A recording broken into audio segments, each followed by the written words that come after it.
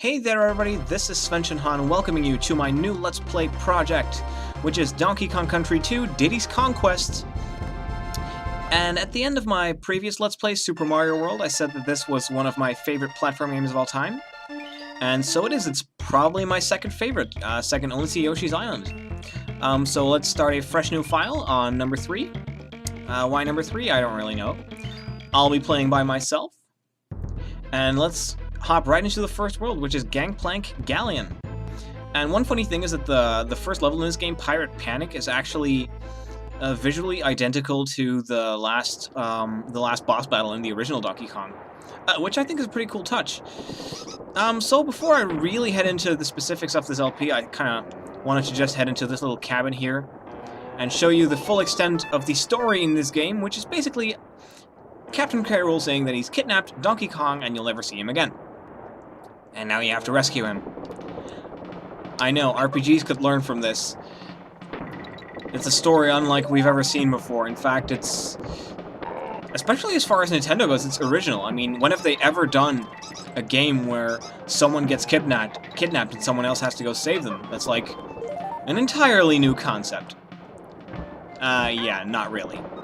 Okay, so I guess this is a good time for me to start explaining what I'm going to do with this LP, and why do I get hit so often, I don't know. But the plan for this this LP basically is that I'm going to 100% the game.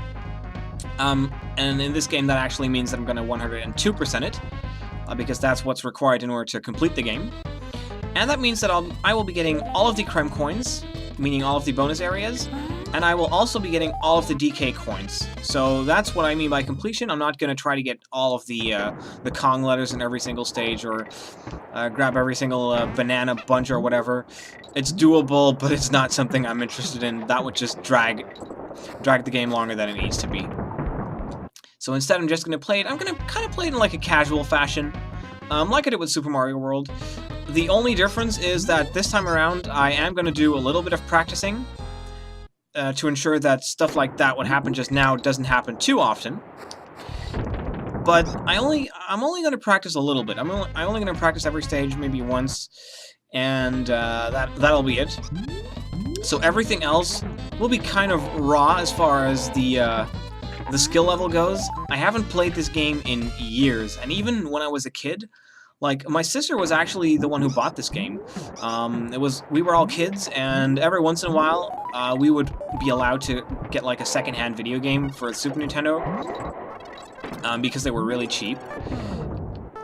And my sister chose this one, and she was never able to beat it, so she couldn't even get past the first world. And that's basically when I said, you know, I'm going to take over, and I'm going to show you how it's done. But even for me back then, the game was really hard, and it still is. It's not an easy game. The only thing that makes this game easy is if you know it by heart, which I do not, because I've never actually 100%ed this game. Though I have beaten it several times, I never actually managed to get everything in the game. So a lot of the secrets, I don't know off the top of my head where they are. Like, I know where most of them are, but I don't know every single one of them. There's no way that I could really know, though, because I simply haven't played the game enough. Like, the way that I would play my video games, I get new games so often that there wasn't really any time to really become good at all the other games that I had, so... And I was someone who was always at other people's houses, playing video games with them.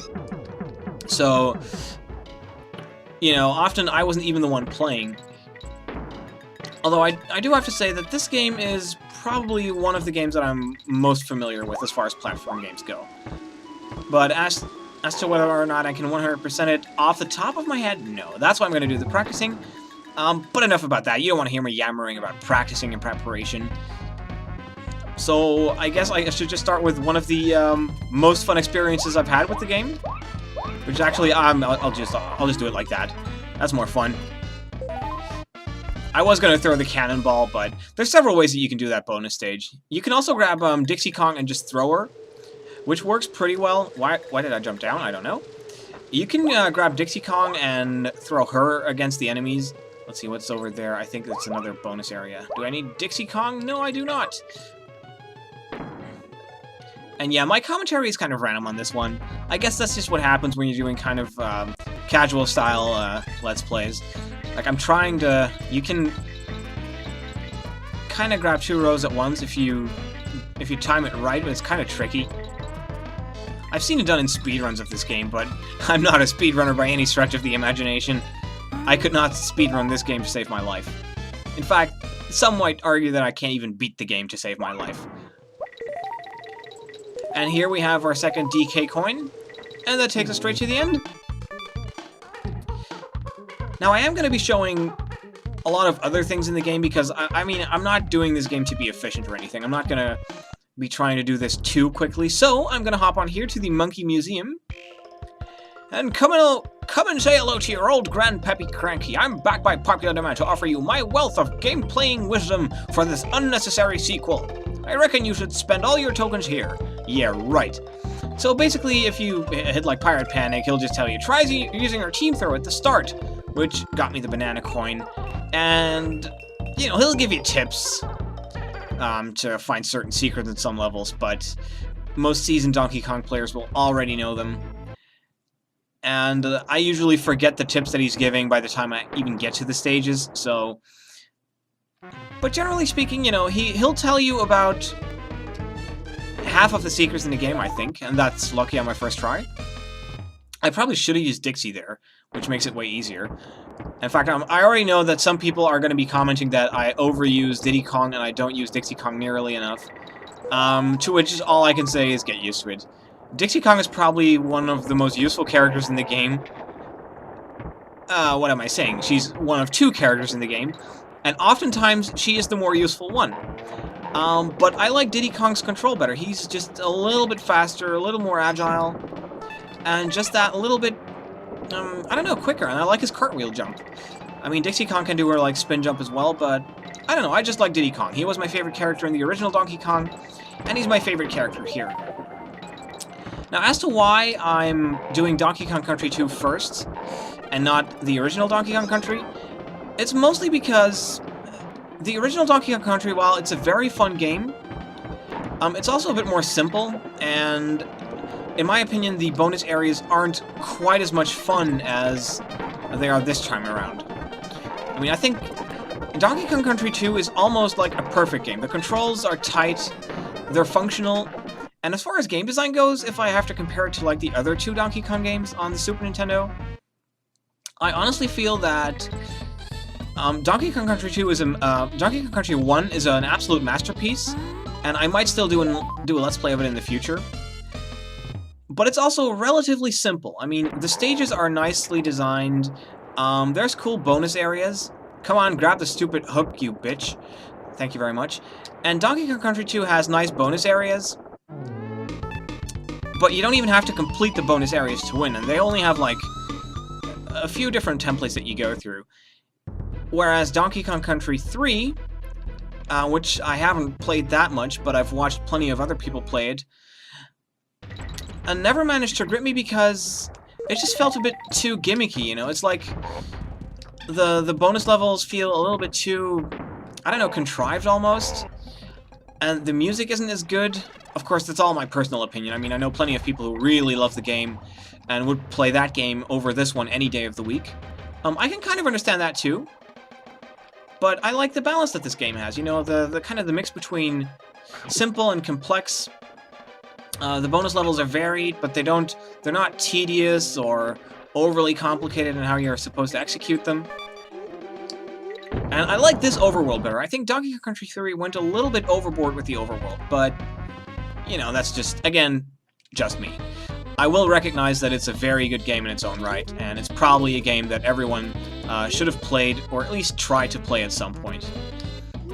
I've given it a chance, I just couldn't really get into it. Whereas the first Donkey Kong, simple as it is, it was kind of a benchmark for Super Nintendo, really. I mean, I remember when it first came out, it was like 1994, was it? I don't remember the year exactly, but back then, I think most people were still heavily into Super Mario World. Oh, come on, stop losing on guard. Most people were still heavily into Super Mario. That's 3 times in 3 seconds. Come on, how much worse can this get? Let's see, let's do a super dash there. And most people were still getting used to Super Mario World. and Donkey Kong Country came along, and people couldn't believe what they were seeing. I couldn't believe what I was seeing. The game looked unreal. I mean, unreal in a good way. It looked so freaking fantastic compared to anything that was out on the Super Nintendo. Like, the sprites were all, like, almost 3D, and the quality was so stunning. The backgrounds were gorgeous. Like, Donkey Kong Country, if nothing else, the game is gorgeous. I think that's kind of the best way you can describe the game. It's just a gorgeous game. And that's what I appreciate about it, you know? There's just nothing really wrong with the game. And then this one came along, and it was better in every single aspect. And I remember just loving every second of it. And here we have another one of my favorite mechanics of the game is Swanky's Bonus Bonanza. I'm going to be doing all of these just because I can, if I have the coins. We'll start with Swanky's Swag. What is my name? Well, that will be Swanky. Well done, let's have another. What is the first enemy that you see in the game? I'm pretty sure that's a furry rat. Alright, on to the next round. What is the name of this area of the island? That's, Gangplank Galley. I knew you'd win this time. Let's do the next one too. Pirate Puzzler. What button do you press to run? That's the Y button. Alright, on to the next one. What's the name of the first level in the game? That's Pirate Panic. That's correct. Here's the next one. What is the name of the enemy boss who has kidnapped Donkey Kong? Captain K. Rap. Corporal K. Reap. No, it's Captain K. Rule. We have a winner here tonight. Of course we do. And lastly, the Chimp Challenge. Let's see, in the first level of the game, how many windows did the captain's cabin have? Oh my god. I think it's 4. Let's see, what's the name of the first rigging level? That's Mainbrace Mayhem. And the final one is in the first level of the game. Which of these is not a background object in the captain's cabin? A sword, a map, or a gun? I have no idea. I'm guessing, like a sword? No? Okay, well, screw it then. I'll just give it one try. I just thought I'd be playing a few Donkey Kong Country trivia. I'll be skipping him for the next runs. I just thought I'd have a little fun with him. And here, we have our first new animal buddy. I mean, Donkey Kong Country 2 introduces several new animal buddies, and this is Ratley. I don't know if... Is it male or female? I don't even know. I think when I originally got the game, I had the language set to German for some reason. Or rather, no, I hadn't set it to German.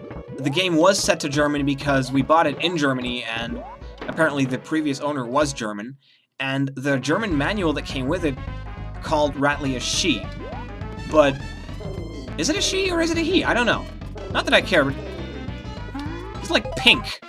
Green and pink, so I'm imagining she. But if it's a he, I'll look it up and I correct myself later. In fact, I'll probably put it up in the video at some point. But yeah, I love the jumping mechanics of this one. I think this one kind of replaces Winky the Toad from Donkey Kong Country 1. And I have to say, I love the snake over the Toad any day of the week.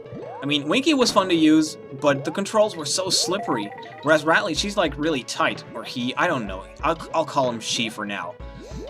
And even after she doesn't like hop, you can still jump. So one of the cool things I'll show off before I destroy her is kind of she can jump in midair once you walk off a platform. And that's really cool. And at first I didn't know that, but it helps you in so many stages get a little bit of extra height and allow you to keep going. And it's just cool. Like, okay, is the secret here? No, and I almost lost Dixie there because of my own stupidity. Like that never happens.